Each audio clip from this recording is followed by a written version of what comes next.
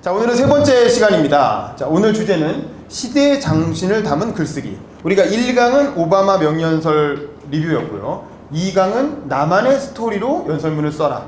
나만의 연설문을 써라라는 거였죠. 그리고 3강은 시대 정신을 담은 연설문을 써라. 이게 주제라고 생각하시면 될 것 같아요. 그래서 그 시대 정신을 담은 연설문의 대표적인 사례로 대통령들의 연설문, 역대 대통령들의 연설문을 살펴볼 건데, 그 중에 이제 김대중 대통령의 연설문도 전형적으로 그런 시대 정신이 잘 담긴 연설문이죠. 근데 이제 이번 학기에는 시간상 다루지는 못하고, 그건 지난 학기에 다룬 영상을 저희가 올려드렸죠? 카톡방에. 그래서 거기 올라온 김대중 대통령의 연설 강의 영상도 들어있으니까 그거 참고해서 보시고요. 오늘은 노무현 대통령의 연설과 문재인 대통령의 연설을 집중적으로 살펴보도록 하겠습니다. 그래서 오늘 강의 수업 진행 좀 소개해드리면, 먼저 이제 1, 2강에서의 요점 정리, 우리가 1, 2강에서 주로 배운 좋은 연설의 특징들에 대해서 한번 요점 정리를 해보고요. 그 다음에 노무현 대통령과 문재인 대통령의 명연설, 자, 어떤 연설이 있었는지 같이 좀 살펴보고, 마지막으로는 여러분들이 준비해온 연설문 초안을 발표하는 시간으로 이렇게 진행을 하겠습니다. 자, 먼저 연설의 3요소, 제가 지난 시간에 말씀을 드렸죠. 좋은 연설이 되기 위해서는 크게 3가지 요소가 결합이 돼야 된다고 했어요. 자, 뭐였습니까? 첫 번째, 메시지. 무엇을 말할 것인가. 일단 메시지가 좋아야 좋은 연설이 되겠죠. 일단 첫 번째는 메시지. 무엇을 말할 것인가. 이 부분이 중요하다고 했고요. 자, 두 번째는 그렇죠, 스피커. 누가 말하는가.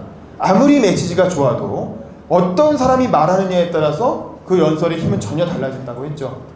그래서 똑같은 메시지여도 오바마가 말하느냐, 트럼프가 말하느냐, 노무현이 말하느냐, 이인재가 말하느냐, 문재인이 말하느냐, 홍준표가 말하느냐에 따라서 전혀 다른 연설이 되는 거죠. 같은 말을 해도 어떤 사람한테는 굉장히 감동적인 연설이 되는 거고, 어떤 사람한테는 굉장히 역설적인 개그가 되는 거죠. 그래서 결국 그 연설을 이야기하고 있는 사람의 캐릭터도, 그리고 그 사람 자체가 가지고 있는 스토리도 굉장히 중요하다는 겁니다. 그 다음에 세 번째는 또 뭐가 중요하다 그랬어요? 그럼에도 불구하고 역시 퍼포먼스는 중요하다는 거죠. 퍼포먼스는 결국 무대 위에 올라가서 어떻게 하느냐, 이 부분인데, 이것을 너무 많은 사람들이 이 퍼포먼스만이 연설이라고 생각하는 경향이 있지만, 그래서 사실 이거보다 메시지나 스피커가 중요하다는 걸 강조하지만, 그럼에도 불구하고 역시 퍼포먼스는 중요하다는 겁니다. 그래서 퍼포먼스, 무대 위에서 결국 잘하는 건 되게 필요해요. 그만큼 그래서 이걸 잘하기 위해서는 더 많은 연습과 자기 나름의 기획과 준비가 필요하다는 거죠. 자, 그래서 이 3요소, 메시지와 스피커와 퍼포먼스, 이 3요소를 갖춰야 좋은 연설을 할 수 있다 라고 지난 시간에 얘기를 했고, 그래서 이걸 바탕으로 해서 우리가 연설문 쓸 때 주의해야 할 10개명, 자, 10가지 말씀드렸었죠? 자, 여러분이 각자 연설문을 써오셨는데 저한테 개톡으로 다 보내셨죠? 자, 여러분이 쓴 연설문이 이 10가지 10개명에 잘 맞아 떨어지는가 한번 잘 생각해 보면서 다시 한번 들어보세요. 첫 번째는 뭐라 그랬습니까? 자기 이야기를 하라는 거죠. 자기 이야기가 없는 연설문은 죽은 연설문인 거. 그러니까 되게 보면 강의하는 사람들이나 혹은 이제 정치 연설 같은 거 하는 사람들이 자기 이야기는 쏙 빼놓고 어디선가 들은 얘기, 혹은 강의 아니라 그래서 표준 강의안 보고 그냥 남이 써놓은 강의안을 그대로 강의만 하는 사람들이 있어요. 근데 그런 강의나 그런 연설은 결코 좋은 연설이 될 수가 없다는 거죠. 청중들에게 감동을 주고 생각의 변화, 행동의 변화를 이끌어낼 수가 없다는 거죠. 하지만 또 하나 중요한 점 뭐예요? 자기 얘기만 해서도 안 된다는 거죠. 자기 얘기를 가지고 우리 모두의 이야기로 확장하라는 거죠. 자기 얘기가 자기 얘기로 끝나면 자기 자랑에 그치거나 아니면 징징대는 거죠. 나 이렇게 어렵게 살았어. 이걸로만 끝나서는 안 된다는 거예요. 그 이야기를 우리 모두가 보편적으로 경험하고 있는 사회 현상과 연결시켜서 우리 모두의 이야기, 우리가 다 같이 경청할 만한 가치가 있는 이야기로 승화시켜야 된다는 거죠. 여기에 포인트가 있는 겁니다. 단순히 자기 얘기만 하는 게 아니에요. 자, 이 부분이고, 그리고 반론을 수용하라는 거죠. 자기가 어떤 메시지를 던지고 싶으면 이 세상에는 반드시 자기 생각과 다른 의견을 가진 사람이 있다는 거죠. 그래서 자기 생각과 다른 사람의 의견을 적극적으로 수용하는 태도를 가질 필요가 있다는 겁니다. 하지만 그때도 얘기했죠. 반론을 수용한다는 건 단순히 수용으로 끝나는 게 아니에요. 수용하고 나서 뭘 해야 된다 그랬어요? 재반박이 들어가야 되는 거죠. 반론 수용만 하고 끝나면 그 사람 말이 맞다는 거잖아. 하지만 내 말을 강조하기 위해서 반론 수용을 하는 거예요. 내 주장을 강조하기 위해서. 그래서 상대방의 주장을 수용하고 나서 그래, 얘 말이 이런 점은 일리가 있지. 하지만 이 부분은 못 봤잖아 라고 하면서 한 번 더 들어가는 거예요. 한 번 더 자기의 논리가 더 깊어지는 거죠. 새로운 논거를 추가함으로써. 그래서 반드시 반론 수용과 재반박, 이게 이제 연설문 자체의 논리를 탄탄하게 더 깊어지게 만들어준다는 거죠. 그리고 하나의 메시지에 집중해라. 우리가 하나의 연설을 할 때는 하나의 메시지만 담으라는 거예요. 이것저것 다 담아서 백화점식으로 10가지 주제를 연설에서 얘기하는 건 굉장히 무의미한 공예입니다. 공예. 그런 식의 연설은 해서는 안 돼요. 한 연설에는 하나의 메시지가 핵심적으로 담겨 있어야 돼요. 특히 여러분이 하게 될 연설은 5분 연설인데 5분 정도면 하나의 메시지를 충실하게 전하기에도 빠듯해요. 그러니까 하나 이상의 메시지를 담으려고 해서는 안 됩니다. 연설이 끝나고 나서 제가 물어볼 거예요. 도대체 이 연설을 통해서 무슨 얘기 하시려는 거예요? 뭔 얘기를 하고 싶으세요? 이렇게 물어봤을 때 한마디로 딱 나와야 돼요. 난 이 얘기 하려고 한 겁니다. 라고 딱 한 문장으로 메시지가 정리가 돼야 돼요. 그게 한 문장으로 정리가 안 되고 자기 스스로 중언부언하기 시작하면 그건 뭔가 잘못된 거예요. 그건 연설문을 잘 못 쓴 거예요. 그러니까 항상 자기가 쓴 연설이 과연 한 문장으로 정리가 될 수 있는 연설인가, 이걸 항상 고민을 하면서 연설문을 써야 된다는 거죠. 그리고 청중과 대화하듯이 써라. 그렇죠. 자기 혼자 독백이 아니에요. 연설은 대중을 상대로 하는 말하기지만 그렇다고 혼자 독백하는 게 아닙니다. 대중이지만 청중과 대화를 할 수가 있다는 거예요. 아니 어떻게 청중이 여러 명인데 대화를 할 수가 있어요? 그 여러 가지 방법이 있지만 그 중에 제일 대표적인 게 뭐라고 그랬어요? 제가 질문을 하는 거죠. 질문을. 청중에게 질문을 던지면 청중의 답변을 유도하면서 대화하듯이 연설을 끌고 갈 수가 있죠. 근데 질문을 던질 때 주의해야 될 점이 뭐라 그랬어요? 어떤 질문을 던져라? 쉬운 질문을 던지라는 거죠. 예를 들면 복잡한 거, 민주주의란 무엇입니까? 뭐 이런 거 물어보면 100명의 청중들이 100명이 다 다르게 얘기하겠죠. 그건 대화가 안 되죠. 중구난방이 되는 거예요. 그게 아니라 아주 쉬운 질문, 예 아니오로 대답할 수 있는 질문, 답변이 명확한 질문, 그런 질문을 던지라고 했죠. 자, 그 얘기는 뭐 나중에 또 볼 거고요. 지난번에 오바마도 그렇게 얘기했었죠. 여러분 냉소의 정치를 원하십니까? 희망의 정치를 원하십니까? 희망이요. 다 이렇게 답이 정해져 있잖아요. 뻔한 얘기여도 그런 질문을 던짐으로써 청중들의 참여를 적극적으로 이끌어내면서 뭔가 청중과 연사가 계속 대화하고 있다는 느낌을 주는 거예요. 그래서 청중들이 이 연설에 스스로가 참여하고 있다는 그런 몰입도를 가져올 수 있는 거죠. 그래서 질문을 하되 쉬운 질문, 예, 아니요, 이렇게 누구나 다 쉽게 생각할 수 있는, 답변할 수 있는 그런 질문을 하는 거예요. 예와 아니오가 50대 50으로 갈리는 질문은 하면 안 됩니다. 확실하게 예나 아니오로 딱 갈라지는 그런 질문을 하라는 거예요. 자, 그 다음 도입부의 전력을 다해라. 결국 연설은 도입이 재밌어야 끝까지 듣는다는 거죠. 5분 연설한다 그러면 도입부면 한 30초에서 1분이에요. 30초에서 1분 안에 과연 청중들이 내 말에 귀를 기울이게끔 확실히 집중을 시켰는가? 본인이 쓴 연설문을 한번 생각해 보세요. 내 연설이 과연 도입부에 그만큼 집중되는 요소가 있는가? 5분이면 1분 안에 과연 집중시키는가? 만약에 여러분이 1분 안에 집중시키는데 실패하면 어떤 일이 일어납니까? 청중들이 핸드폰을 보기 시작해요. 핸드폰을 들여다보면서 이렇게 검색을 하기 시작해요. 그러면 망한 연설인 거예요. 그런 의미 연설. 그러니까 1분 안에 승부가 나. 적어도 내가 무대 위에서 말하기 시작하면 1분 안에 사람들이 확 나한테 집중을 해야 돼. 어떤 식으로든 집중하게 만들어야 돼. 근데 그거에 실패하면 이미 망한 연설이에요. 아무리 좋은 얘기가 뒤에 나와도 소용이 없어요. 그래서 앞부분에 전력을 다해라는 거죠. 앞부분에 전력을 다해서 재밌는 얘기를 가장 이 연설의 포인트가 되는 걸 앞에 배치하라는 거예요. 그래서 청중들이 확 다가오게 하라는 거죠. 그 다음에 청중과 친해질 아이디어를 찾으라. 청중들이 연설을 어렵게 생각하면 안 돼요. 너무 나랑 너무 거리가 먼 사람이라고 생각하면 안 돼요. 청중과 재빨리 친해져야 돼요. 5분짜리 짧은 연설일수록 더 청중과 금방 올라가자마자 가급적 빨리 친해져서 청중들이 내 얘기에 계속 귀를 기울이게 만들어야죠. 그래서 청중과 친해지는 가장 쉬운 방법은 뭐예요? 뭐 아까 말한 것처럼 질문을 던질 수도 있겠지만 가장 쉽고 편한 방법은 유머를 쓰는 거예요. 유머. 웃기는 거예요. 어떤 식으로든 청중을 웃기는 거예요. 한 번 웃기고 나면 청중들의 경계심이 확 풀어져요. 처음에 어떤 연사가 모르는 사람이 나왔어. 원래 아는 사람이거나 연예인이거나 김재동이거나 이런 게 그럴 필요가 없어요. 이미 청중과 친하니까. 청중이 마음속으로 친하게 생각하는 사람은 유재석이 나오면 굳이 그럴 필요가 없어. 하지만 우리는 유재석이 아니잖아요. 김재동이 아니잖아요. 우리 같은 사람들은 일단 청중과 친해지기 위해서는 뭐든 해야 돼. 그래서 일단 웃기든 뭐든 뭘 하나 해서 청중의 어떤 경계심을 풀어줘야 돼. 그리고 또 하나 좋은 방법은 뭐냐면 처음에 자기 주제를 그냥 얘기하는 거예요. 맨 처음에. 저는 무슨 얘기 하려고 나왔습니다. 라고 도입부에 자기 주제를 그냥 얘기하는 거예요. 그럼 청중들이 좀 마음이 편해져요. 아, 쟤 무슨 얘기 하겠구나. 라고 마음을 딱 먹고 그 다음에 얘기를 편하게 해줄 수가 있어요. 근데 이 사람이 처음부터 너무 이렇게 성적으로 빠져. 그래서 나중에 예를 들어 무슨 깜짝 놀라게 하려고 처음 엉뚱한 얘기하다가 중간에 이렇게 주제가 나온다. 그럼 주제 나올 때까지 청중들이 불안해요. 굉장히 불안한 마음으로 도대체 무슨 얘기 하려고 하지? 무슨 얘기 하려고 저런 얘기 하지? 하면서 계속 불안한 마음으로 얘기를 듣게 되거든요. 그러면 그만큼 청중과의 거리가 가까워질 수가 없어요.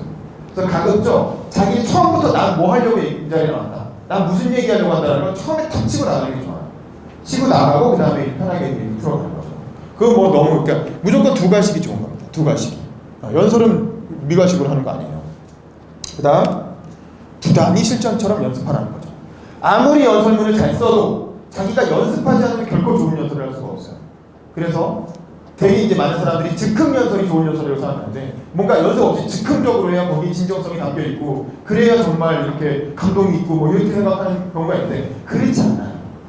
우리가 좋은 노래를 들을 때 다 연습하고 올라오는데 왜 연설은 연습 없이 그냥 막 하는 게 좋다고 생각합니까? 미리 원고 써가지고 열심히 외워서 올라오는 게 뭐가 나빠요? 그거는 청중을 배려하는 거예요. 굉장히 성실하고 좋은 자세예요. 근데 뭐 미리 원고 써가지고 와서 그거 읽고 있으면 되게 불성실한 것처럼 절대 그렇지 않다는 거죠. 오바마 대통령도 항상 프롬프터에 의존했다는 거예요. 아무리 말을 잘하는 사람도 정말 즉흥적으로 말한다면 반드시 사고를 쳐요. 실수를 하고. 노무현 대통령, 둘이 다 보겠지만 그런 사고 많이 치셨잖아요. 그래서 반드시 연설을 잘하는 사람일수록 연설문에 공을 들이고 그걸 열심히 연습해서 가급적 자기 걸로 완전히 만든 다음에 무대 위에 올라가야 된다. 이 얘기는 이제 막 단순히 말을 잘한다고 해서 이퀄 연설을 잘하는 게 아니라는 거죠. 또 하나는 평소에 말을 잘 못하는 사람도 연설은 잘할 수 있다는 거죠. 왜냐면 연설은 준비해서 하는 거니까. 그렇기 때문에 연설은 누구에게나 평등하다는 거예요. 연설은 돈이 드는 것도 아니에요.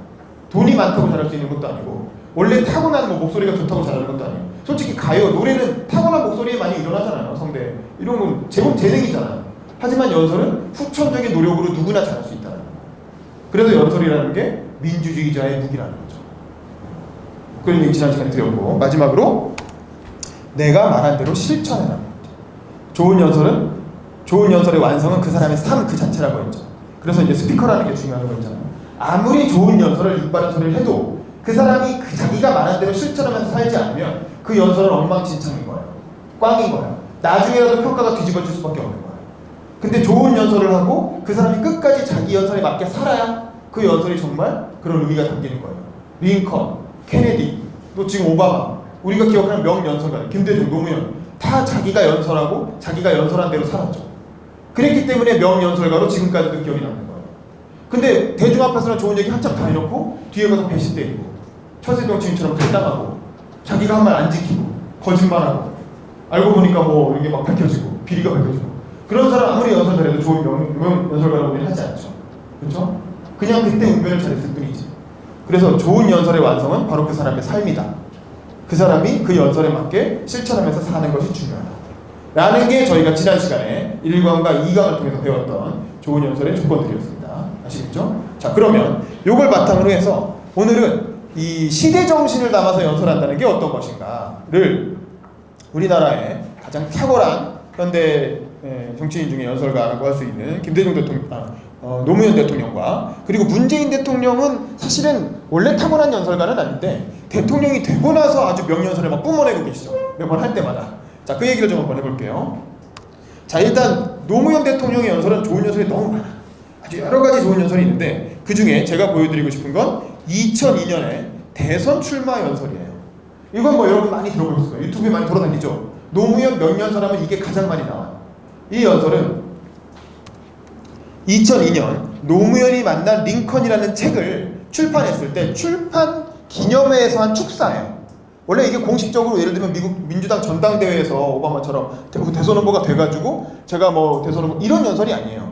그리고 대선 출정식 뭐 이런 행사를 해서 한 연설이 아니라 노무현이 만난 링컨이라는 책을 대선을 앞두고 출간을 했는데 원래 정치인들이 선거 전에 이런 책 많이 출간하잖아요. 선거 자금 모으느라고.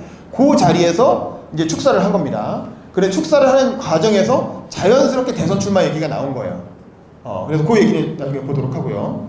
자, 그러면 왜 이 연설이 좋은 연설인가? 나중에 대선 출마 연설로 알려지게 되죠. 이 뒷부분에 보면 연설에 그런 내용이 나와요. 사람들이 제가 여러 번 여기저기서 대선 출마하겠다고 했는데 공식적으로 출마 선언을 안 했다는 거야.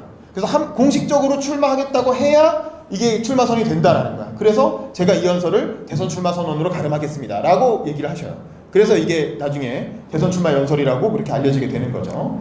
자, 그러면 근데 이 연설도 이게 뭐 원고 없이 한 거예요. 오바마는 막 프롬프트 넣고 하잖아요. 근데 이 연설 보면 원고도 없이 막 그냥 얘기를 하시거든요.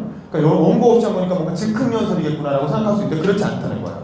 이 연설은 당시 민주당의 당원 교육 프로그램에서 노무현 해양수산부 장관이 장관 시절에 지금 박원순 시장이나 이재명 성남시장이 민주당의 당원교육 프로그램에 단골 연설을 맨날 불려다니거든요. 그래서 요즘도 민주대학이라는 프로그램 한다는데 박원순, 이재명 이런 사람들이 다 강연자로 들어가 있단 말이야. 노무현 대통령도 당시에 거의 매주 주말마다 무슨 어디 산골짜기 같은 데다가 워크숍 같은 걸로 연수원 만들어 놓고 청년 당원들을 계속 불러서 교육을 한 거예요. 그러니까 민주당에서, 당시 민주당에서. 그 민주당에서 하는 청년 당원 워크숍에 단골 연설로 거의 매주 갔다는 거예요. 그래서 1년 동안 장관을 했는데 한 50번 갔다고 하니까 거의 매주 간 거죠. 매주 주말마다 당원 워크숍에 가서 항상 강연을 했는데 그 강연 주제가 거의 이 내용이었다는 거예요. 그래서 이분이 그 축사를 했지만 축사로 갑자기 무대 위에서 한 것 같지만 사실은 평소 맨날 하던 얘기를 반복한 거예요. 토시 하나 안 틀리고 계속 하던 얘기를 이때도 그냥 한 번 더 반복한 거예요. 근데 이게 영상이 남아서 그게 대선 출마 영상으로 지금까지 우리에게 알려지고 있는 거죠. 이거는 노무현 대통령의 연설을 주로 담당했던 윤태영 전 청와대 대변인이 제가 하는 독서 모임에 와서 직접 해준 얘기예요.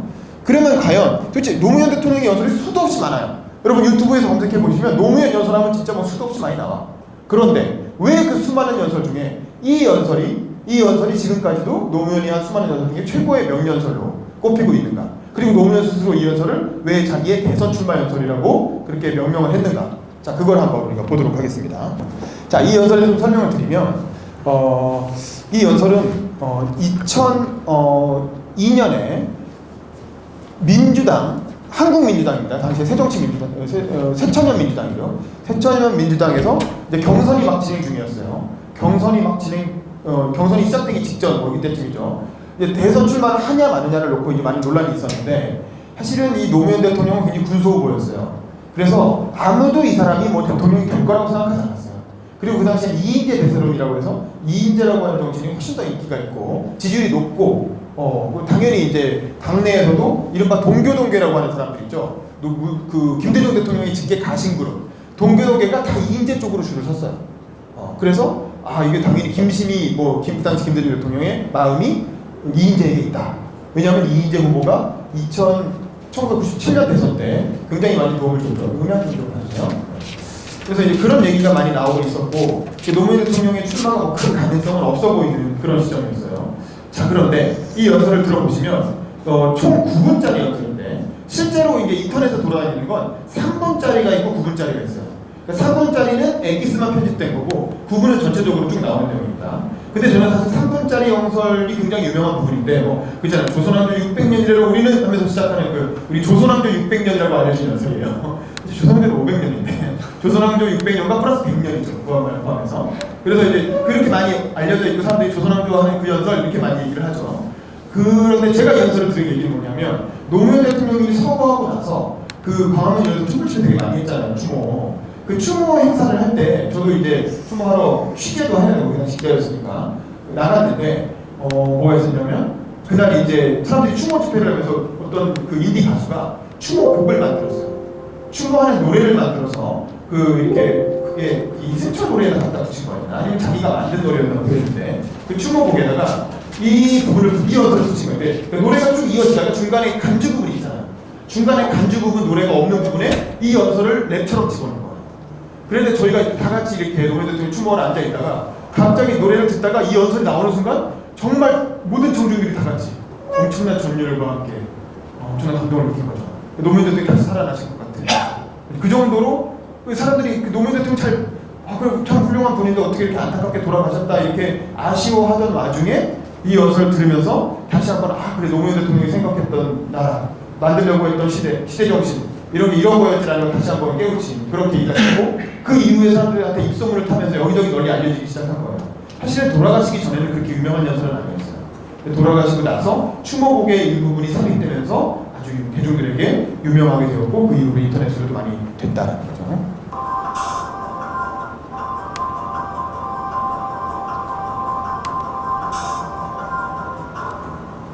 좀 차이는 없나?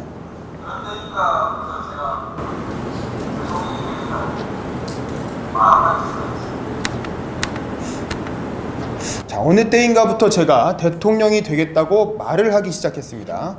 라고 이제 연설이 시작됩니다.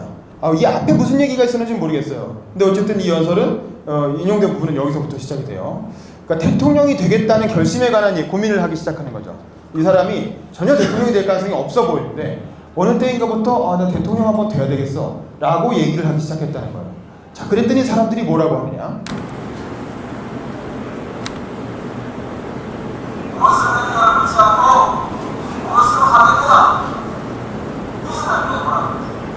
자, 그랬더니 사람들이 자기한테 너 그동안 무엇을 했느냐라고 묻지 않고 무엇을 하겠느냐 라면서 비전을 내놓으라고 했다는 거예요. 노무현 대통령한테.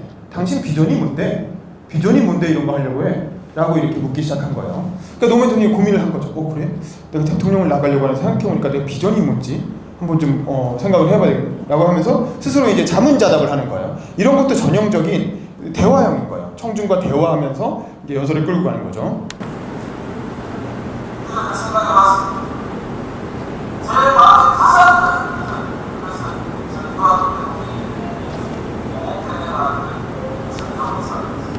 자, 굉장히 재밌는 얘기를 해요. 노무현 대통령이 내 마음에 가장 와닿았던 비전은 전두환 대통령이 5공화국 때 내놨던 정의로운 사회였다는 거예요. 기억나세요? 전두환 대통령이 1980년대에 국가 비전으로 내놓은 게 뭐냐면 정의사회 구현이에요. 정의사회 구현.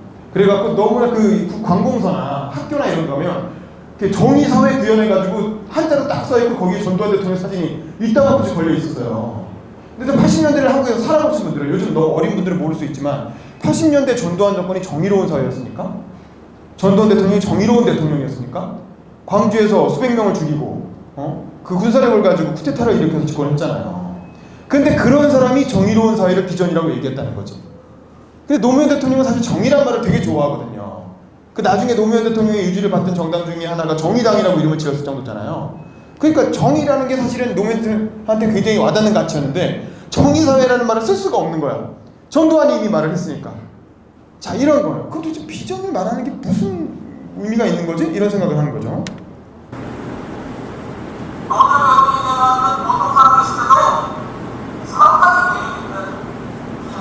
그렇죠. 노태우 대통령이 내놨던 보통 사람의 시대라는 말도 상당히 매력 있는 비전이라는 거예요. 노무현 대통령이 또 보통 사람이잖아요. 자기 스스로가 가장 서민적인 정치인의 대통령의 모습을 보여줬잖아요. 그러니까 사실은 보통 사람이란 말을 자기가 쓰고 싶은데 그것도 이미 노태우가 쓴 거야. 노태우는 전두환의 친구로 육군사관학교를 나와서 전두환이 했던 모든 보직을 그대로 이어받은 사람이죠. 전두환이 중앙정보부장 하고 나면 그 다음에 중앙정보부장 하고, 수방사령관 하고 나면 그 다음에 수방사령관 하고, 그 다음에 이제 나중에 결국 대통령 하고 나면 대통령까지 이어받았죠. 그런 사람이 보통 사람입니까? 육군사관학교 나와갖고 우리나라 최고 엘리트로 군인으로 성장한 사람이. 그런데도 어쨌든 이 사람은 정의사회 구현을 얘기했고 노무현 대통령은 정의사회 그 보통 사람의 시대란 말을 쓸 수가 없는 거예요. 이미 노태우가 보통 사람의 시대를 썼단 말이에요.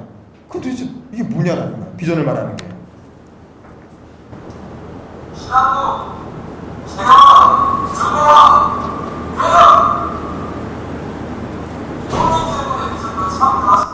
그렇죠. 문민정부, 김영삼 정부를 말하는 거죠. 신한국, 세계화, 민주화, 개혁 다 좋은 말들이에요. 문민정부의 아주 핵심 트레이드 마크가 그런 것들이었죠. 그래서 김영삼 정부가 잘했습니까? 나라가 새로운 한국이 됐나요? 세계화가 됐나요? 개혁이 됐나요? 결국에는 IMF 위기를 맞았죠. 수많은 사람들이 경제 위기로 실직하고 자살하고 엉망진창이 되고 이게 뭐냐? 그 다음에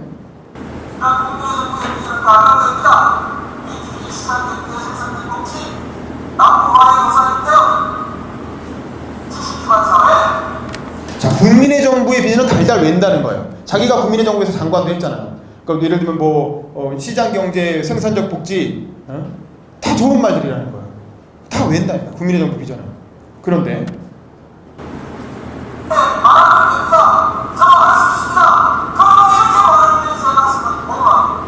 마음이 공허해진다는 거야. 그런 말 나도 만들어서 하면 된다 이거야. 좋은 말 뭔가 만들어 갖고 떠들면 되는데 그런 말을 할 때 나의 가슴은 공허해진다. 자, 왜 그럴까요?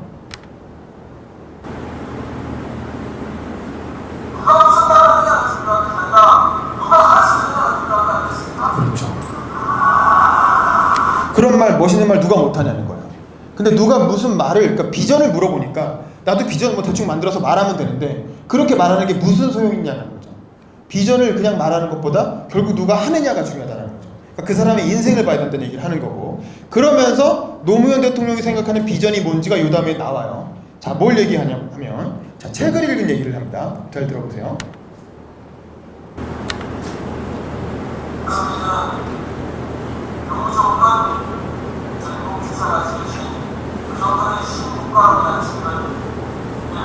그렇죠. 얼마 전에 유종근이라는, 사실 유종근은 노무현 후보의 경쟁자였어요. 유종근이라는 사람은 당시에 전라북도 지사였는데, 이 사람은 김대중 대통령이 굉장히 총애하는 젊은 정치인 중에 하나였고, 전북지사를 하면서 신국부론이라는 책을, 신국가론인가 국부론인가 그런 책을 썼어요. 근데 그 책이 그 당시에는 그래도 꽤 괜찮은 내용이다라고 해서 정치권에서 많이 읽혔어요. 그러니까 노무현 대통령이 그걸 읽어본 거야. 경쟁자가 쓴 책이라고 하니까 어떤가 하고 한번 본 거죠. 근데 결국 이 사람은 근데 그 대선 경선 나오기 직전에 무슨 비리 스캔들에 휘말려가지고 결국에 중간에 낙마하는 바람에 본인은 출마를 못했어요. 유종근이라는 사람은. 근데 그 사람의 그 책 내용을 노무현 대통령이 언급함으로써 이 연설을 통해서 거의 역사적인 생명력을 얻게 된 좀 아이러니한 케이스인데, 자, 뭐라고 하나 봅시다. 그 책에 보면 이런 내용이 나온다는 거예요.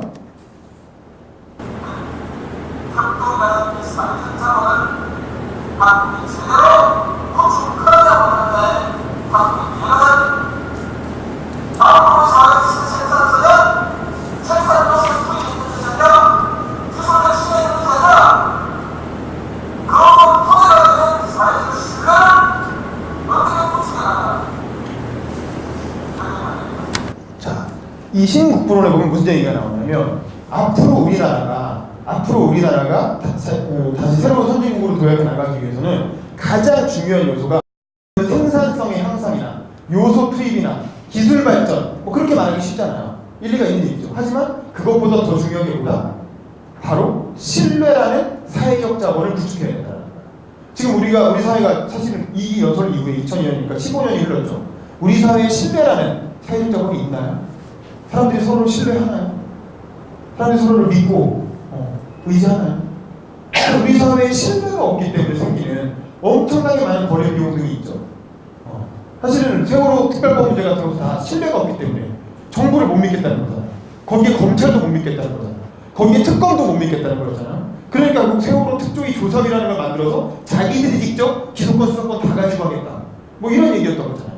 그러니까 정부는 그거 안 된다 해가지고 몇 년 동안 세월호 문제가 해결이 안 되고 3년 4년 가까이 끌었다가 결국 정권이 바뀌고 나서야, 혹은 바뀌기 직전에야 겨우 이제 문제가 풀리기 시작했죠. 그건 뭐냐면 결국 정부와 국민 사이에, 또는 이제 기업과 노동자 사이에, 혹은 또 국민과 국민 사이에, 시민사회 혹은 이 집단들 간에 서로 간에 신뢰가 없기 때문에 뭘 해도 안 되는 거야. 이건 뭐 기술 개발이나 뭐 이런 문제가 아닌 거예요. 기본적으로 우리 사회가 너무나 이 서로를 신뢰하지 못하는 그런 문화. 이걸 해결하지 않으나 어떤 이렇게 성장이나 발전도 할 수 없다. 결국 이 사회적 신뢰를 어떻게, 땅에 떨어진 사회적 신뢰를 어떻게 재구축할 것인가. 이게 사실은 대한민국이 선진국으로 가기 위해서 가장 중요한 요소다라고 신국부론이라는 책에 나와 있고, 노무현 대통령도 그 책을 읽으면서 무릎을 쳤다는 거예요. 아, 그래, 이게 진짜 맞는 말이다. 우리 생산성 높아지고 기술이 높아지면 뭐 하느냐.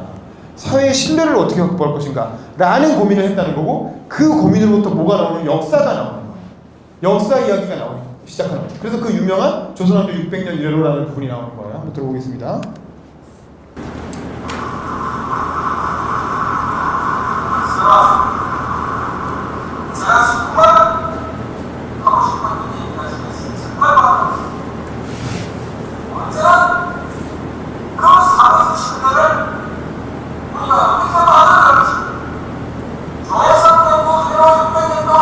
그렇죠. 이 부분 유명합니다.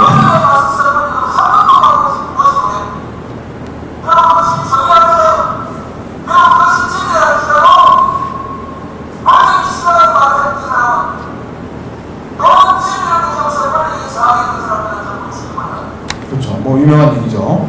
그것이 정의라 할지라도, 그것이 진리라 할지라도 권력에 맞서서 정의를 외쳤던 사람들, 권력자가 싫어하는 얘기를 했던 사람들은 반드시 보복을 당하고 죽임을 당했다라는 거예요. 조선 건국 이래로 600년 동안 우리는, 그러니까 조선 건국을 기준으로 삼는 이유는 뭐냐면, 이 당시에 노무현 대통령이 정도전한테 굉장히 꽂혀 있었어요. 정도전 공부를 되게 많이 해서 정도전이 했던 그 고려 말의 개혁, 그리고 조선이라는 나라를 만드는 과정에 대해서 굉장히 영감을 많이 받아서, 정도전 같은 그런 개혁을 해야 되겠다는 생각을 많이 하셨다고 해요. 근데 정도전이 조선을 건국한 이래로 그런 사례가 더 이상 없는 거야. 국가의 시스템을 아주 근본적으로 뜯어고쳐서 완전히 새로운 나라를 만든 그런 사례가 정도전의 조선건국 이래로 없었다는 거예요. 그래서 조선건국 이래로 600년 동안 우리는 이런 말이 나오는 거예요. 그 이후에는 특히 결정적인 계율정난, 뭐 세조가 수양대군이 자기 조카 죽이고 집권하고 나서 세육신, 사육신, 그 정의의 편에 섰던 신하들 다 죽이죠. 다 죽이고 나서 세조를 중심으로 해서 다시 또 새로운 왕조가 시작이 됐잖아요. 세조는 사실 정통한 왕을 죽인 찬탈자인데 그 사람이 중심이 돼서 또 조선의 역사가 이어진단 말이에요. 그리고 나서 정의로운 얘기하고 세조 나쁘다고 얘기했던 사람들은 그 사람이 계속 죽임을 당하죠. 왜냐면 세조로부터 또 새로운 정통성이 시작됐으니까. 그러면 이게 뭐냐?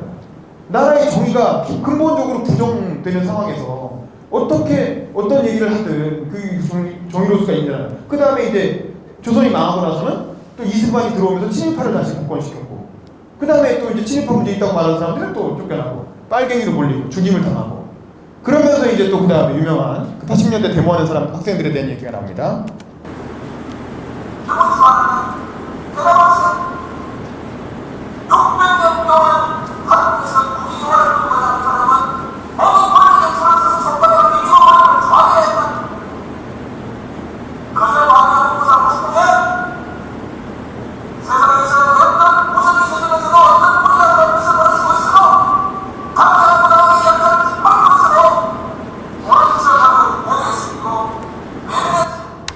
이 부분도 유명한 부분이죠. 그러니까 세상에서 부정이 저질러지고 있어도 그저 밥이나 먹고 살고 싶으면 큰 불이익이 안 당하고, 정부로부터 큰 불이익을 안 당하고 그저 먹고 살고 싶으면 어떤 불이익에도 눈을 감고 조용히 이렇게 입 다물고 살았어야 됐다는 거죠. 그게 우리 600년의 역사였다라고 얘기를 하고 있는 겁니다. 그러니까 이 부분이 사실은 기존의 길권 혹은 뭐 산업화 세대, 박정희 정권이나 이제 그런 시절이 좋았다고 생각하는 사람들한테 불편하게 느껴질 수 있어요. 아니 어떻게 우리나라 역사는 저렇게만 얘기할 수가 있어.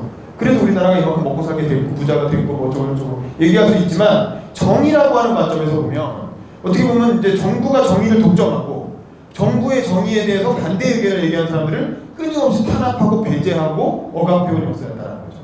근데 그래서는 안 된다는 거죠. 그래서 한쪽이 그렇게 정의를 독점하고 있는 사회에서 어떻게 신뢰가 싹틀 수가 있겠냐는 거죠. 한쪽을 힘으로 엉겨주는 상황에서. 자, 그 얘기를 하는 겁니다. 그러면서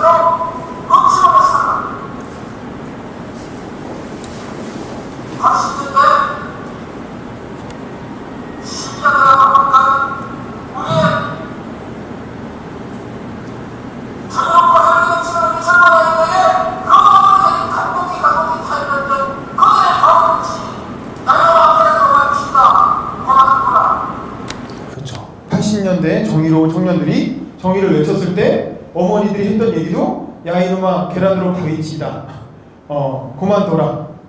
사실 근데 이 얘기가 노무현 대통령의 어머니도 노무현한테 했던 얘기, 어린 노무현한테 했던 얘기고, 80년대 대학생들의 어머니들도 80년대 대학 운동권 대학생들한테 했던 얘기고, 저도 들었어요. 저는 90년대 대학생이었는데 저도 저희 어머니도 저희는 정치학과라 그래서 그나마 아직 학생운동이 좀 남아있었거든요. 거리에서 데모도 하고. 그런 분위기는 항상 저 이렇게 대학 갈 때 보면 공기야 너 데모를 하더라도 항상 맨 뒷줄에서 절대 앞에 서지는 말고 무슨 일 있으면 빨리 도망가라. 항상 저한테 그렇게 얘기했단 말이에요. 근데 물론 그 얘기는 엄마 입장 이해할 수 있죠. 엄마 입장에서는 소중한 아들이 괜히 데모하다가 경찰한테 두드려 맞고, 실제로 제가 그 대학 96년, 95년 그 당시에 95년에 그 노수성 열사라고 데모하다가 경찰한테 토끼머리로 진압을 당해서 맞아 죽은 사람이 있었어요. 연세대에. 연세대학교 명문대학 학생이 95년에 실제로 그렇게 해가지고 한 명이 죽었어요. 그러니까 95학번인데 2학년 때. 제가 대학 들어가 96년에 그렇게 해서 죽은 학생이 실제로 있었고, 그리고 그 다음 해인가에도 그 투석전을 벌이다가 이제 그 정문 앞에서 이제 시위를 하니까 경찰들이 자꾸 이렇게 진입을 하고 못 들어오게 서로 싸우는 과정에서 정경들이 돌을 던졌죠. 물론 돌 던지기 잘한 건 아니지. 그래서 옆에 막 보도블록을 막 깨트려 갖고 돌을 던졌단 말이에요. 왜냐면 경찰은 그 최루탄을 쏘니까 서로 최루탄을 쏘고 돌을 던지고 이게 왔다 갔다 한 거예요. 그러다가 경찰이 돌이 날라오니까 자기들도 하라니까 떨어진 돌을 돌을 주어서 경찰들도 이쪽으로 돌을 던졌단 말이에요. 근데 경찰들은 방패도 들고 있고 가면도 쓰고 있잖아요. 근데 애들은 학생들은 그런 게 없잖아요. 그래서 어떤 학생이 다시 날라온 돌을 정통으로 얼굴에 맞았어요. 정통으로 얼굴에 맞아서 눈이 한몰 됐어요. 서울대 학생이었는데. 그래가지고 병원에 실려가서 한동안 굉장히 큰 이슈였던 적이 있어요. 그 친구는 뭐 모르긴 해도 아마 지금까지도 그 상처를 안고 살아가고 있겠죠. 저도 그럴 수가 있었던 거예요. 저도 그 당시 같이 대학을 다녔으니까. 서울 정치학과라고 주고 배우들 몇 번 나갔고 거기 열심히 한단 말이었지만 저희 어머니도 저한테 그런 조언을 했단 말이에요. 야 이놈아 모난돌이 정맞는다. 계란으로 가위치다. 절대 앞에 나가지 말고 뒤로 빠져라. 그런데 우리나라의 부모들의 마음이 다 그랬다요. 근데 그 말은 맞는 말이지만 논리적으로는 당연히 그게 맞는 말이지만 얼마나 비겁한 조언입니까? 정의를 외치는 청년들한테 정의롭게 살아라고 하지는 못하면서 데모하는데 앞에 나서지 말고 뒤로 빠져라. 도망가라. 남들이 하더라도 너는 하지 마라. 그런 걸 엄마가 자식한테 가르칠 수밖에 없는 그런 사회가 600년 동안 유지됐다는 거예요. 그러니 그런 사회에 무슨 정의가 있고 무슨 신뢰가 있겠어요. 다들 자기 이익만 챙기는 거지. 남을 위해서 희생하다가 손해보면 너만 손해고 너만 받고 되는 거예요. 그렇죠. 그런 가치를 얘기해요. 그래서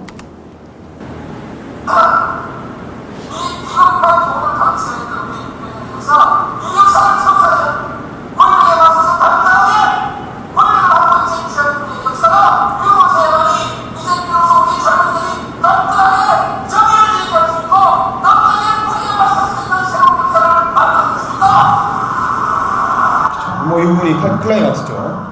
이 부분까지가 이제 전체적으로 인용이 됐던 부분이고, 뭐 중간에는 뭐 대통령 후보가 되고 나면 정계 개편을 제안하겠다 뭐 이런 얘기가 나와요. 근데 뭐 이런 건 약간 정치 전략적인 부분이니까 좀 넘어가고.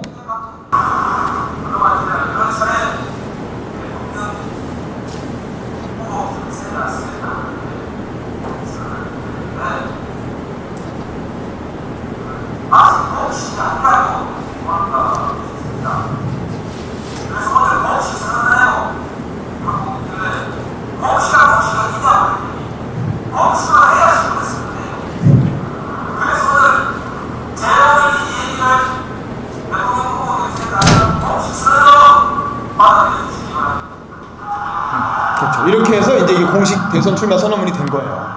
원래는 그냥 축사였는데 그 책 쓴 거에 관한 축사였는데 사람들이 아니 자꾸 내가 대선 출마 경선 나갈 때고 여러 번 얘기했는데 도대체 공식 선언은 언제 할 거냐 자꾸 물어본다는 거야.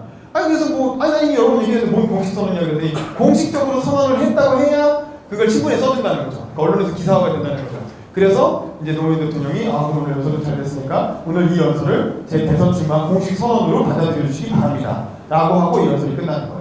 그래서 이게 역사에 노무현 대통령의 대선 출마 선언으로 그렇게 기록이 되게 된 거죠. 원래 대선 출마 선언을 따로 마련한 자리는 아니었는데 그렇게 됐다는 겁니다. 근데 어쨌든 이 연설이 이제 보여주는 바는 명확하죠. 그 하나의 시대 정신을 보여주는 거예요. 물론 이제 시대 정신이라는 게 그냥 그렇게 일반적으로 뭐 정의사회 구현, 보통 사람들의 시대, 뭐 신한국 창조, 뭐 정보화, 세계화, 시장경제와 민주주의의 병행발전 이렇게 멋진 말을 얼마든지 할 수 있지만 사실은 그거보다 더 중요한 것은 그 시대 정신을 구현하는 사람의 인생이다. 그 사람이 과연 그 시대 정신에 적합한 인생을 사느냐, 정말 그냥 할 수 있느냐가 중요하다는 그런 점을 강조를 했고, 그러면서 노무현 대통령이 그럼에도 불구하고 지적한 혹은 그 얘기한 강조한 시대 정신이 있다면 바로 그건 사회적인 신뢰라는 거죠. 이 땅에 떨어진 정부에 대한 신뢰, 사회 국민 간의 신뢰를 회복하지 않으면 절대 어떤 개혁도 성공할 수가 없고 어떤 발전도 이룰 수가 없다는 거죠. 그래서 사회적인 신뢰를 구축해야 되는데 그러려면 어떻게 되냐면 정부를 정정당당한 방법으로 권력과 싸워서 승리하는 역사를 국민들에게 보여줘야 된다는 거예요. 지금까지는 항상 정부에 도전하는 사람들은 계속 패배하고 억압받고 핍박받고 피해만 받는데 그게 아니라 정부에 도전해가지고 직접 정부를 이겨서 새로운 권력을 창출할 수 있다는 걸 국민들한테 보여주는 것에서부터 새로운 신뢰가 시작된다는 거예요. 그래서 자기가 대통령에 도전하고 출마하는 게 중요하다라는 연설을 한 겁니다. 사실 이거는 그 당시에 굉장히 이렇게 필요했던 시대 정신을 자기의 삶을 통해서 도전으로 보여주는 그런 연설이었다고 할 수가 있죠. 물론 따지고 보면 얘기도 조금 어폐가 있는 게 왜냐하면 김대중 대통령이 이미 그런 케이스예요. 그렇죠? 김대중 대통령이 이미 50년 동안 계속 40년 야당 생활하면서 많은 핍박을 받고 피해를 보다가 정권 교체를 거의 50년 만에 성공을 해가지고 집권을 한 케이스였고 이분은 야당 후보가 아니라 여당 후보였단 말이죠. 그러니까 따지고 보면은 뭐 이미 그런 역사가 5년 전에 한 번 있었던 건데, 그래도 사람들이 그때는 자민련하고 같이 공조를 해갖고 집권했기 때문에 완벽한 정권 교체라는 느낌을 잘 안 줬어요. 그냥 뭔가 기존의 어떤 군사 독재 세력이랑 야합해가지고 집권했다 이런 이미지가 있어서 기존의 민주화운동을 했던 사람들이나 그런 야당 지지자들은 약간 좀 불만족스러운 정권 교체였다고 할 수 있죠. 근데 그에 비하면 노무현 대통령은 물론 이제 정몽준 씨랑 잠깐 연대를 하긴 했지만 막판에 단일화 깨지고 단독으로 집권을 하면서 정말 제대로 된 완전히 정권이 바뀌고, 단순히 정권이 바뀐 것뿐만 아니라 이 사회의 주류를 교체하려고 하는 뭐 그런 어떤 새로운 시도였다, 뭐 이렇게 받아들여졌죠. 물론 그것 때문에 고생도 많이 하셨지만, 이게 이제 노무현 대통령의 연설입니다. 노무현 대통령의 연설의 특징은 이거 들어보시니까 아시겠지만 굉장히 제가 말한 그런 반론 수용이 많이 담겨 있죠. 연설문 안에 논리가 담겨 있어요. 그리고 논쟁이 담겨 있어요. 그러니까 누군가 자기한테 물었다는 거잖아. 너 대통령 나온다고 하는데 네 비전이 뭐냐? 라고 물어봤다. 그래서 제가 생각해봤습니다. 내 비전은 뭘까?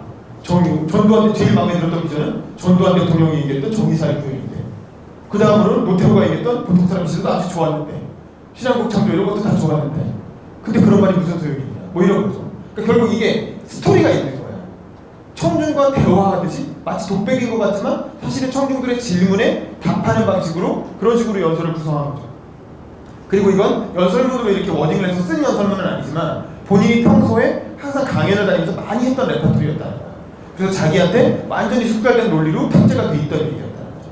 그래서 갑자기 이렇게 연설을 하게 됐을 때 이 천상기준 쫙 나왔던 거고, 그래서 그걸 나중에 자기의 공식적인 대선 출마 연설이라고 스스로 명명을 한 거죠.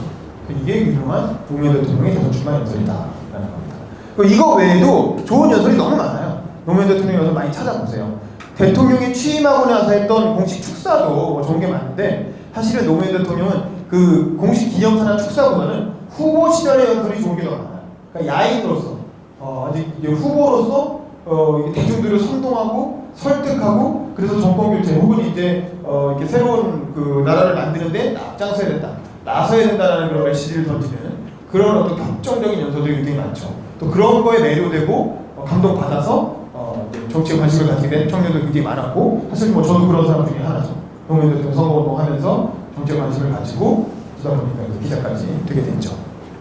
어쨌든 뭐 그렇습니다. 그리고 근데 노무현 대통령의 연설은 어쨌든 이렇게 약간 격정적이고 선동적이고 또 선거 운동에 적합한 연설이라면, 문재인 대통령의 연설은 좀 달라요.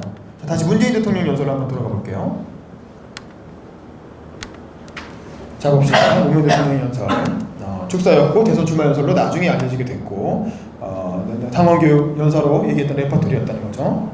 자, 그럼 문재인 대통령의 연설은 어떠냐? 이거는 이제 문재인 대통령이 경선할 때 모습인데, 저도 이제 그 민주당 출입기자고 문재인 대통령 마크맨이었잖아요. 그래서 문재인 대통령의 연설을 다 쫓아다니면서 거의 다 들었어요. 거의 다 들었는데, 사실은 경선 때까지만 해도, 또 실제로 대선 후보 선거운동 과정에서도 저는 문재인 대통령의 후보 시절 연설을 들으면서 그렇게 잘한다는 느낌은 못 받았어요.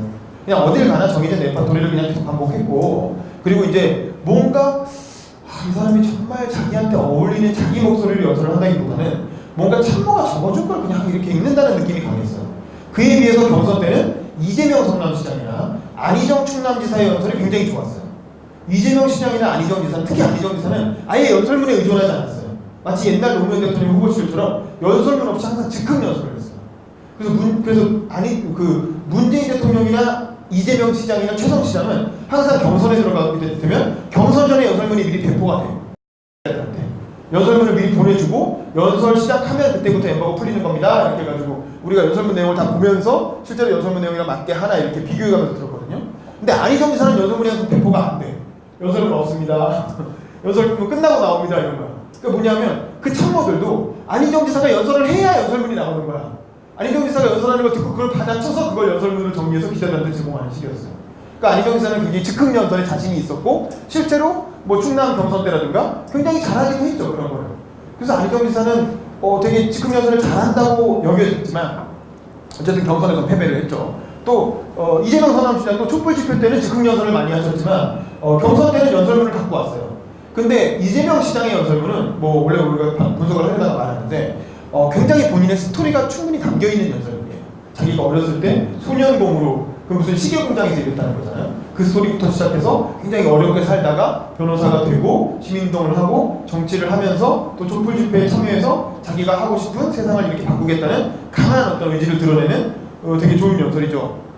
근데 어쨌든 그런 연설에 비하면 문재인 대통령의 후보 시절 연설은 별로 그렇게 제가 듣기에는 그닥 뭐 너무 소리만 지르는 것 같다. 그리고 뭐 이렇게 유명한 표현 몇 가지 있어요. 뭐 누굽니까? 뭐 이런 거 있잖아요. 그게 안철수도 누굽니까를 했지만 문재인 대통령도 지금 대통령 가장 준비된 사람 누굽니까?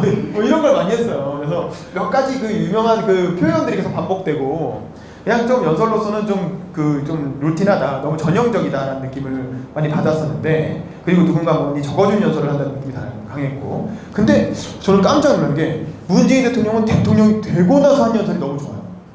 대통령이 되고 나서 그리고 나서 제일 처음 했던 연설이 뭡니까? 대통령 취임사죠. 취임사부터 대박을 치기 시작하는 거예요. 특히 이제 많은 사람들이 탄핵 이후에 이루어진 선거였기 때문에 탄핵 이후에 집권했고 집권하자마자 당선되자마자 바로 다음 날부터 취임했잖아요. 이런 경우는 아주 이례적인 우리나라 역사에 없었던 일이잖아요. 근데 당선되고 나서 처음 한 취임사부터 너무 취임사가 내용이 좋은 거예요. 특히 문재인 대통령이 취임하고 나서 일관되게 모든 연설에서 던지는 메시지는 다 뭡니까? 한마디로 말하면 분열된 국가의 통합이죠. 국가의 통합. 절대 자기가 자기를 지지해준 사람들만의 대통령이 되지 않겠다. 촛불 집회에 나온 사람들뿐만 아니라 태극기 집회에 나온 사람들까지 모든 사람들의 대통령이 되겠다라는 메시지를 계속 던지고 있어요. 모든 행사에서 모든 기념식의 축사를 통해서 계속 같은 메시지를 던지고 있어요. 근데 그런 부분이 굉장히 많은 사람들에게 더 감동을 주고 있는 거죠. 예를 들면 이 연설도 마찬가지예요. 오늘부터 저는 국민 모두의 대통령이 되겠습니다. 저를 지지하지 않았던 국민 한 분 한 분도 저의 국민이고 우리의 국민으로 섬기겠습니다. 그런 메시지가 연설문 전반에 계속 나와요. 이 취임사도 굉장히 연설 자체가 명문인데 사실은 웬만한 대통령 취임사보다 이 취임사가 더 좋아. 근데 왜 그러냐면 좀 이따가 말씀드리겠지만 이 취임사는 한 명이 있었어요. 그런데 원래 대통령의 취임사는 인수위원회라는 게 한 2달 정도 운영됐잖아요. 그리고 대통령 취임사 준비위원회라는 게 생겨요. 그래서 수많은 사람들이 막 달려들어. 그래서 다양한 정책 그 전문가들이 달려들어서 자기 얘기를 조금이라도 늘려 그래요. 그 취임사에. 그 취임사에 자기 얘기가 조금이라도 언급이 돼야 자기가 그 다음에 이 정권에서 잘 나가는 거거든요. 그러니까 대통령 취임사가 완전히 이 얘기 저 얘기 좋은 얘기가 다 짬뽕으로 들어가서 제가 아까 그랬잖아요. 연설이라는 건 하나의 메시지만 담겨야 된다고. 근데 대통령 취임사에 하나의 메시지가 담길 수가 없어요.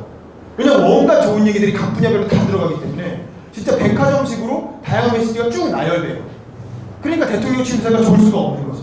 그러니까 연설로서의 문학적인 완성도를 포기하는 대신 그냥 이제 정책 소개하는 연설이 되어버리는 거죠. 대통령 되면 뭐 하겠다는 게 줄줄 나와요. 그러니까 노무현 대통령의 취임사도 그렇고 김대중 대통령의 취임사도 그렇고 역대 대통령 취임사들이 다 지루해. 루즈하고 다 그냥 좋은 얘기가 계속 나열돼 있을 뿐이에요. 시간만 길고. 근데 그에 비하면 이거는 그런 취임사 준비위원회가 없이 바로 당선되고 다음날 바로 취임사를 해야 되는 거야. 그러니까 그렇게 만들 시간이 없었어요. 급하게 원래 연설문 쓰는 스피치라이터한테 부탁해가지고 쓰라고 하고 문재인 대통령이 한번 읽어보고 괜찮다 하고 올라가서 바로 연설한 거예요. 그러니까 한 사람의 어떤 문학적인 발명품인 거죠. 그래서 훨씬 더 문학적인 완성도가 높다. 오히려 공개적으로 오랫동안 준비해서 만든 연설 취임사보다 훨씬 더 취임사로서 좋다. 그리고 이 취임사의 메시지는 분열된 국가의 통합이라고 하는 하나의 메시지에만 집중하고 있다. 전체적으로 읽어보시면 모든 내용이 다 그걸로 다 연결이 돼요.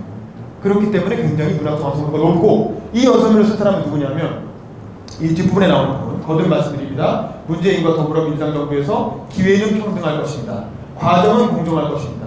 결과는 정의로울 것입니다. 자, 이 얘기를 많이 들어봤죠? 어디서 들어봤어요? 2017년 말고 5년 전인 2012년 대선 때 문재인 후보가 나왔던 대선 출마 연설에서 가장 유명한 구절이죠. 그리고 이 부분만 딱 잘라갖고 TV 광고의 영상에 썼었죠.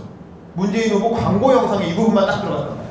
근데 이 부분을 누가 썼냐면 아까 나왔던 노무현 대통령의 스피치라이터로 유명했던 윤태영 전 청와대 대변인. 그 사람이 써준 부분이에요. 그 당시 2012년 대선 출마 연설도 수많은 정책 참모들이 다 달려들어갖고 누더기로 만들어 놓은 거예요. 백화점식 연설도 좋은 얘기 쫙 늘어났는데 그래서 이제 윤태영 대변인이 마지막에 그걸 정리하는데 도저히 뭐 어떻게 쓸 수가 없는 거야. 너무 다양한 얘기들이 많이 들어있어서. 그래서 뭘 써줄까 하다가 그래 이 문장 하나 넣어주자 해가지고 왜냐면 너무 내용이 복잡하고 사람들이 못 알아듣겠으니까 그냥 간단하게 말씀드려서 제가 대통령이 되면 기회는 평등할 것입니다. 과정은 공정할 것입니다. 결과는 정의로울 것입니다. 요 세 문장으로 연설 내용을 요약했던 거예요. 그런데 그 2012년에 했던 그 대선 출마 연설의 가장 핵심적이고 유명한 구절을 대통령 취임사에서 다시 한번 반복해 준 거죠. 가장 유명한 핵심적인 부분이니까. 한번 읽어보시면 문장이 굉장히 짧은 단문으로 계속 치고 나가. 짧게 다다다다 치고 나가면서 거의 한 줄 안에 한 두 문장이 들어있는 경우도 있고, 짧게 치고 나가는 굉장히 단문으로 아주 명문이에요. 그리고 문재인 대통령은 이걸 프롬프터를 띄워놓고 이쪽을 봤다가 이쪽 봤다가 하면서 읽은 거예요. 그러니까 연설문 원고를 그냥 그대로. 그래서 제가 굳이 영상을 안 보는 이유가, 이거는 굳이 영상을 볼 필요가 없어. 전 국민이 다 생중계가 됐고, 연설문의 퍼포먼스가 좋았다기보다는 그냥 연설문 자체가 너무 좋아서 그 문장 자체가 좋기 때문에 많은 사람들에게 감동을 줬던 그런 연설이었다.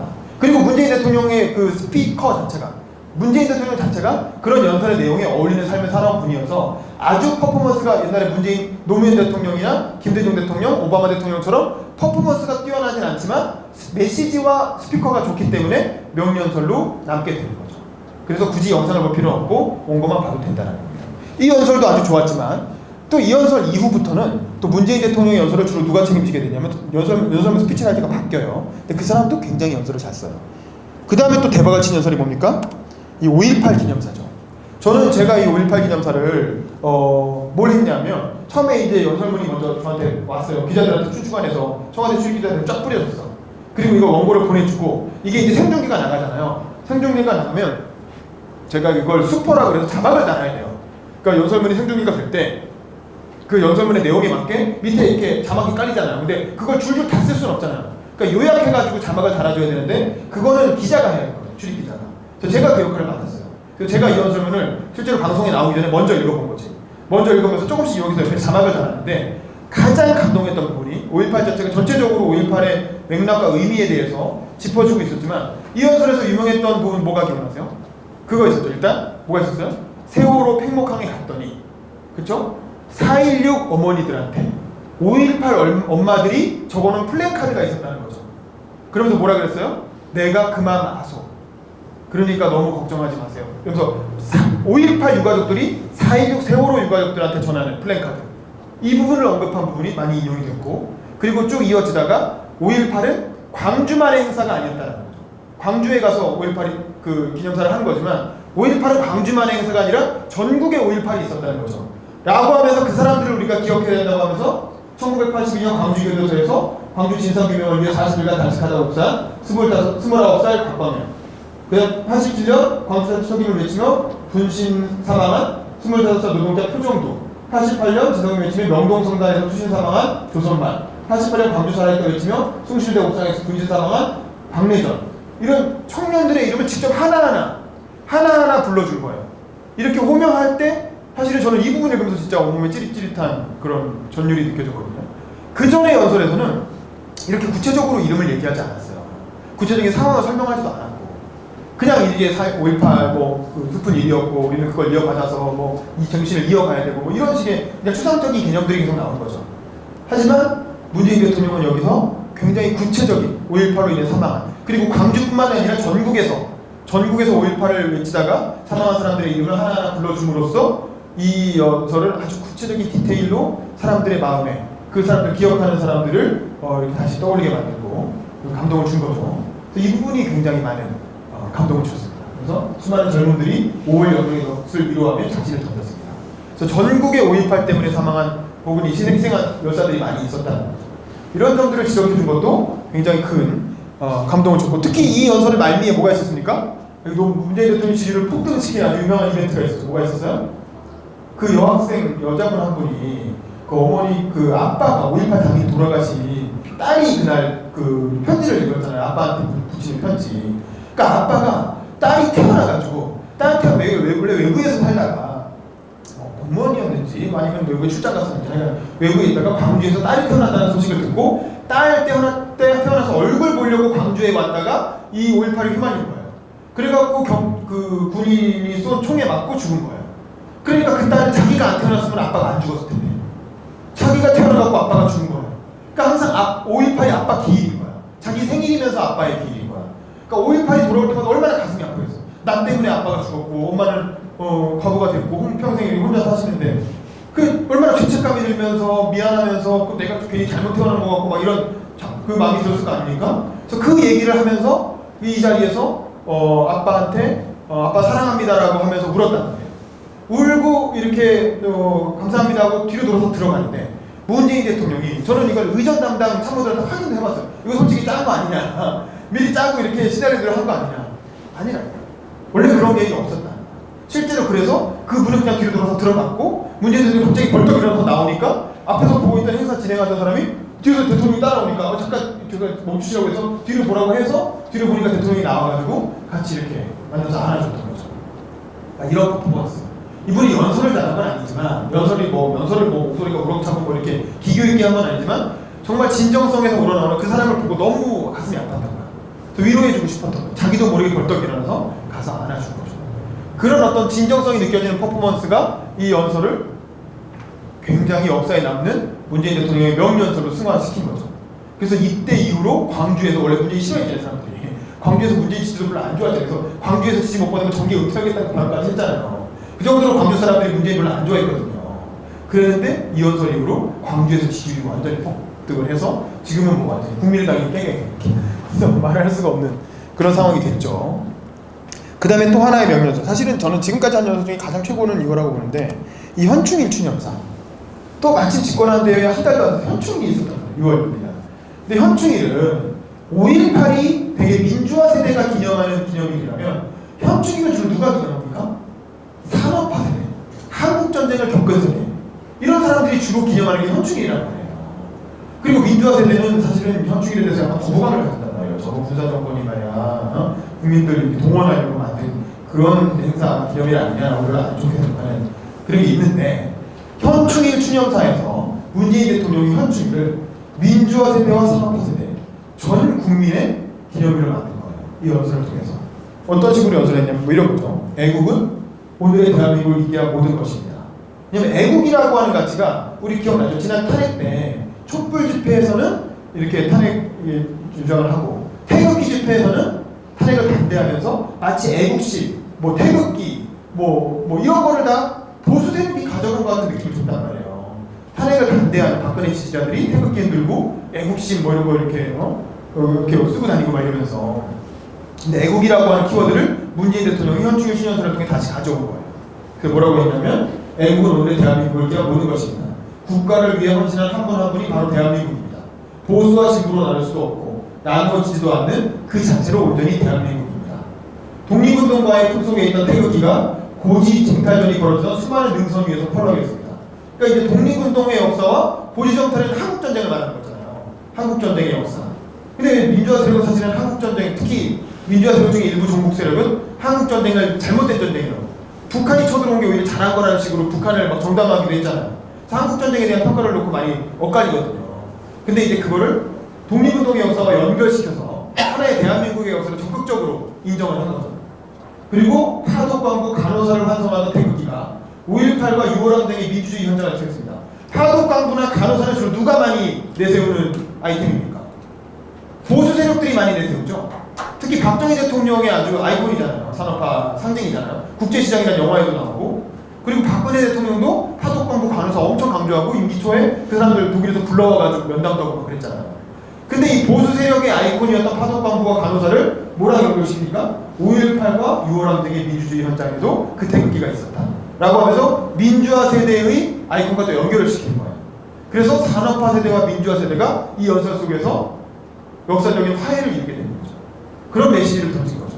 그래서 서해바다를 지킨 용사들, 이건 뭡니까? 영평해전 혹은 천안함 사태, 거기에서 희생된 용사들을 말하는 거죠. 그 유가족들의 마음에 새겨졌습니다. 애국하는 방법은 달랐지만 그들 모두가 애국자였습니다. 그러니까 애국이라는 키워드로 진보와 보수, 산업화 세대와 민주화 세대를 하나 통합시킨 거예요. 그게 이 연설의 키워드인 거죠. 그래서 저는 사실은 문재인 대통령이 했던 취임사부터 출국 일관되게 그 탄핵 이후로 분열된 국민들을 통합시키기 위한 국가적 메시지를 연설을 통해서 계속 던지고 있는 거예요. 그런 게 또 많은 사람들의 가슴에 울림으로 다가오면서 지지율이 80%까지 올라가고 있다는 거죠. 사실 문재인 대통령 당선될 때 득표율은 41%밖에 안 됐어요. 그렇죠? 41%도 투표한 사람 중에 42%니까 실제로는 아마 더 낮을 거예요. 전 국민 중에서의 지지율은. 하지만 지금은 지지율이 막 75%, 8%, 80% 이렇게 나오잖아요. 그러니까 문재인 대통령이 갑자기 지지율이 이렇게 치솟은 거는 거의 다 바로 이 연설의 힘이었다. 당선되고 이런 각종 행사에서 한 기념사, 축사 이런 연설들이 굉장히 좋은 평가를 받으면서 지지율이 지속이 됐다는 거죠. 뭐 그거 외에 특별히 한 게 없어요. 사실 추경도 오늘 통과 안 됐고 뭐 정부 조직도 통과 안 됐고 인사도 뭐 계속 다 문제가 많았고 그쵸? 근데 문재인 대통령 지지율 왜 이렇게 치솟았냔 말이야. 사실은 이 적재적소에서 한 명연설들이 초기에 40%밖에 안 됐던 득표율을 80%의 지지율까지 2배로 뻥축 뛰게 만들었다는 거죠. 그걸 통해서 국정을 운영할 수 있는 동력을 확보한 거죠. 그리고 마지막으로 소개할 거는 노무현 대통령 9주기 서거 연설. 이것도 굉장히 명연설이었죠. 여러 가지 좋은 얘기가 있죠. 이 부분이 가장 많이 언론에 소개가 됐죠. 노무현 대통령이 당신이 그립습니다. 보고 싶습니다. 일단 문장이 짧죠. 문장이 짧게 치고 나가잖아요. 이런 연설이 좋은 연설이에요. 바로바로 이해가 되잖아요. 문장이 길지가 않고 짧게 탁탁 치고 나가요. 보고 싶습니다. 하지만 저는 앞으로 임기 동안 대통령님을 가슴에만 간직하겠습니다. 현직 대통령으로서 이 자리에 참석하는 것은 오늘이 마지막일 것입니다. 당선되고 처음 가는 행사인데 거기서 더 이상 오지 않겠다고 선언을 한 거예요. 그러니까 여기서 많은 사람들이 깜짝 놀랐죠. 당연히 문재인 정부에서는 노무현 대통령 서거일은 5년 내내 엄청난 기념일처럼, 왜냐면 선거 때마다 한 번씩 써먹을 수가 있잖아요. 대통령이 가가지고 선거하면서 뭐 좀 다시 노무현 추모를 불러일으키고 이렇게 정치적으로 엄청 활용할 줄 알았단 말이에요. 이쪽도 그렇고 저쪽도 그렇고. 당연히 이제 노무현 서거일을 가지고 엄청나게 장사를 하겠구나 라고 생각을 했는데 문재인 대통령이 딱 가서 이렇게 저는 더 이상 안 오겠다. 자기 임기 중에 이제 당신을 온전히 국민께 돌려드립니다. 반드시 성공한 대통령이 되어 임무를 다음 다시 찾아뵙겠습니다. 그때 다시 한번 당신이 했던 그 말, 야 기분 좋다. 이거 이제 대통령 퇴임하고 나서 처음에 봉화마을에 와서 아마 봉화마을 내려가는 기차에서 했던 말인가 아니면 도착하고 나서 환영하는 행사에서 제가 한마디 해도 되겠습니까 하면서 야 기분 좋다 하고 한마디 이렇게 했죠. 그 얘기를 이렇게 환한 웃음으로 반겨주십시오. 그러니까 성공한 대통령이 돼서 임기를 마치고 내려왔을 때 다시 한번 저를 그렇게 환영해달라 라고 연설을 했단 말이에요. 그리고 더 이상 안 가겠다. 그러니까 이런 점들이 그만큼 뭐냐면 노무현을 지지하는 사람들만의 대통령이 되지 않겠다는 거죠. 자기를 지지했던 사람들만의 대통령이 아니라 앞으로는 전 국민의 대통령이 되어야 되기 때문에 이렇게 특정 정파의 행사에는 오지 않겠다는 선언을 한 거예요. 이 부분도 많은 국민들한테 감동을 줬던 거죠. 그래서 이런 부분들이 문재인 대통령의 연설의 일관된 메시지라는 거예요. 국민을 탄핵 이후로 분열됐던 국민을 통합시키겠다라는 메시지를 계속 연설을 통해 던지고 있다. 그러면 이런 연설들은 누가 만들었느냐? 이게 이제 그 유명한 노무현 대통령의 스피치라이터들, 그러니까 아까 말한 윤태영 전 청와대 대변인, 이 사람이 대통령 취임사까지는 좀 손을 댔다고 해요. 아까 말한 그 과정은 뭐 정의롭고 어쩌고 이 얘기도 이 부분 얘기고. 근데 이분은 사실은 지난 대선 때 문재인 후보하고 갈라섰어요. 그러니까 원래 노무현 대통령의 스피치라이터로 유명했던 분인데 노무현 대통령이나 김대중 대통령은 사실 스피치라이터에 의존하는 정치인이 아니었어요. 그 사람들은 자기가 자기 스피치를 스스로 쓸 수 있는 사람들이었고 오히려 스피치라이터들을 가르치는 사람들이었어요. 그래서 강원국이나 뭐 윤태영 그 대변인의 책들 있잖아요. 대통령의 글쓰기, 대통령의 말하기 이런 책들이 있잖아요. 그런 책들 보면 다 대통령한테 배운 얘기야. 김대중 대통령은 이렇게 말씀하셨다. 노무현 대통령은 이렇게 말씀하셨다. 나는 진짜 연설문 잘 못 썼는데 김대중 노무현한테 배웠다. 뭐 이런 얘기거든요. 전체적으로 보면. 그러니까 윤태영 대변인도 원래 연설문을 잘 썼던 사람이라기보다 원래 그걸 잘 쓰긴 했지만 노무현 대통령한테 굉장히 혼나가면서 배운 거예요. 야야 이런 식으로 쓰면 안 돼. 글은 이렇게 써야 되면서 계속 이렇게 노무현 대통령한테 배워가면서 연설문을 작성하는 법을 이렇게 훈련한, 그래서 글을 잘 쓰게 된 사람인데, 그래서 이제 이분은 사실은 지난 대선 때는 문재인 캠프에 있었던 게 아니라 안희정 캠프로 갔어요. 윤태영 대변인은. 그래서 안희정 캠프에서 무슨 본부장하고 그랬어요. 그래서 문재인 대통령하고 약간 거리가 있었고, 그런데 문재인 대통령의 메시지는 누가 담당했냐면 옆에 있는 이 신동호 연설비서관이라는 사람이 지금도 청와대에서 연설문 담당을 하고 있습니다. 그러니까 이분은 원래 임종석 비서실장 있잖아요. 한영대 총학생회에서 임종석 비서실장이 친구예요. 그래서 같이 학생운동을 했던 동료인데 원래 전대협이고 뭐 북한 그 학교 그만두고 졸업하고 나서는 통일운동 쪽 계속 했죠. 근데 이 사람은 또 그 시인으로 실제로 신춘문예에 등단한 사람이에요. 시인으로 문단에 등단한, 그러니까 시인 출신이기 때문에 되게 문학적인 글 쓰기를 합니다. 그래서 연설문이 그 문재인 대통령의 연설문은 굉장히 문학적이죠. 문학적인 그 표현들이 굉장히 많이 담겨 있어요. 특히 그런 축사 같은 거에서 그런 문학적인 요소가 굉장히 많죠. 옛날 축사들처럼 딱딱하지가 않고 굉장히 말랑말랑하면서도 감동을 주는 그런 문학적 표현들이 많다. 그거는 이런 사람들이 연설문을 담당하기 때문이라는 거죠. 그리고 문재인 대통령이 그렇게 해서 연설문이 오면 그걸 자기 나름대로 조금씩 고쳐가지고 마지막에 이제 무대 위에서 프롬프터를 보고, 저는 문재인 대통령 선거운동 쭉 쫓아다녔지만 한 번도 프롬프터 없이 즉흥 연설하는 걸 본 적이 없어요. 이분은 항상 프롬프터에 의존해서 혹은 거리 연설을 할 때 원고를 써서 원고를 보면서 읽습니다. 이게 이분 연설의 특징이에요. 근데 그게 말을 잘 못하는 것도 있지만 본인 철학인 거예요. 왜냐면 노무현 대통령이 워낙 즉흥 연설하다가 사고 치가 많이 봤기 때문에 아무리 말을 잘하면 뭐하냐 이거야. 조금만 말실수 하나로 모든 게 다 망가져버리는데, 그래서 항상 철저하게 준비된 원고대로 연설을 하겠다는 게 문재인 대통령의 철학이에요. 그래서 절대 즉흥 연설을 하지 않고 항상 참고들이 연설을 써오면 본인이 마지막까지 검토한 다음에 그 연설문대로 연설하는 게 문재인 대통령의 스타일이다. 그리고 좋은 스피치라이터를 뒀다. 그래서 이 사람들의 도움을 받아서 지금까지 연설로 계속 좋은 평가를 대박을 치고 있다라는 거죠. 자, 이렇게 해서 일단 오늘 준비한 강의는 마무리하고, 자, 이제부터는 여러분이 준비해온 연설을 한 번씩 들어보고 그걸 발표하는 시간을 가지도록 하겠습니다. 감사합니다.